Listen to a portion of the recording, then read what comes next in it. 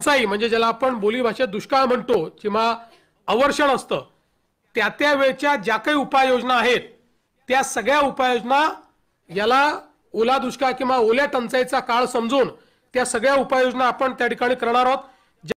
राज्यातील शेतकऱ्यांसाठी आनंदाची बातमी। राज्यातील शेतकऱ्यांसाठी महत्त्वाची अपडेट। राज्य सरकार हे पीक विम्याचे पैसे थेट शेतकऱ्यांच्या बँक खात्यावर टाकणार आहे। त्यामुळे शेतकऱ्यांची दिवाळी ही गोड होण्याची शक्यता आहे। अशाच नवनवीन अपडेट व महत्त्वपूर्ण बातम्या पाहण्यासाठी आताच आपल्या चॅनलला सबस्क्राईब करा व बेल आयकॉनवरतीही प्रेस करा, जेणेकरून कोणतीही महत्त्वपूर्ण अपडेट तुमच्याकडून मिस नाही होणार। राज्यातील शेतकऱ्यांना आता कसलीही चिंता करायची गरज नाही, कारण की राज्य सरकारने शेतकऱ्यांच्या थेट बँक खात्यात पैसे टाकायला सुरुवात केली आहे। त्यामुळे शेतकऱ्यांची दिवाळी ही आनंदी होणार आहे। तर अशीच एक अजून आनंदाची बातमी येत आहे। ज्या शेतकऱ्यांकडे फार्मर ID आहे त्यांना कुठल्याही प्रकारची पीक विम्यासाठी KYC करायची गरज नाही, परंतु ज्या शेतकऱ्यांनी आतापर्यंत कुठलाही फार्मर ID काढले नाही त्यांना मात्र आता फार्मर ID काढणे हे बंधनकारक आहे।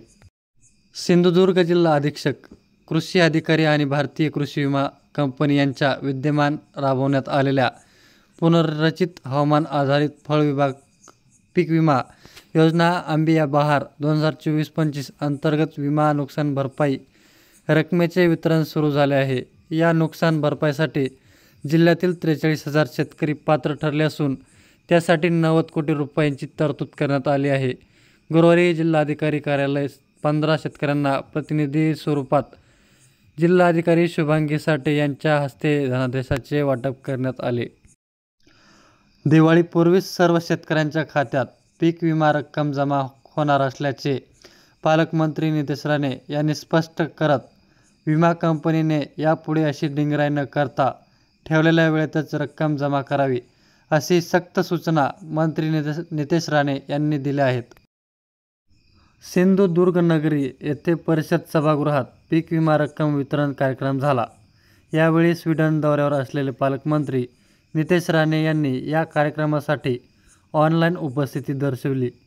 जिल्हाधिकारी शुभांगी साठे, जिल्हा कृषी अधीक्षक भाग्यश्री नाईक नवरे, भारतीय कृषी विमा कंपनीचे डिप्टी मॅनेजर श्री प्रभाकर व श्री कुंभारे व अन्य अधिकारी तसेच शेतकरी उपस्थित होते।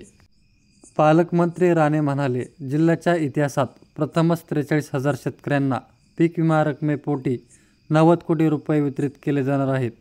यासाठी जिल्हा कृषी अधीक्षक आणि राज्य कृषी मंत्री व अन्य नेत्यांनी सहकार्य केले। दिवाळीपूर्वीच या शेतकऱ्यांच्या खात्यात रक्कम जमा होणार आहे।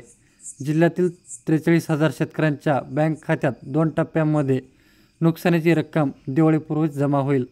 दरम्यान राज्य सरकारने भारतीय कृषी विमा कंपनी काळ्या यादीत टाकण्याचा निर्णय घेतला आहे, परंतु कंपनीची यादी योग्य राहिल्यास या निर्णयावर शासन फेरविचार करेल। मात्र या शेतकऱ्यांना पीक विमा रकमेच्या वेळीच मिळाली पाहिजे।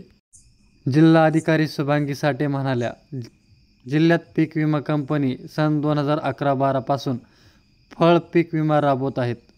आंबा आणि काजू बागायतदार असलेल्या एकूण 43,219 शेतकऱ्यांनी सन 2024-25 साठी 13 कोटी रुपयांचा विमा हिस्सा भरला होता। यात 17,577 कोटी क्षेत्र पीक विमा भरपाईसाठी पात्र ठरले आहे। एकूण 90 कोटींची नुकसान भरपाई लवकरात लवकर वितरित होणार आहे।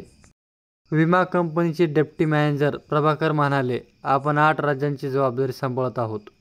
या जबाबदारीमध्येच महाराष्ट्र राज्याचे मोठ्या प्रमाणात नुकसान झाल्याचे दिसून येत आहे।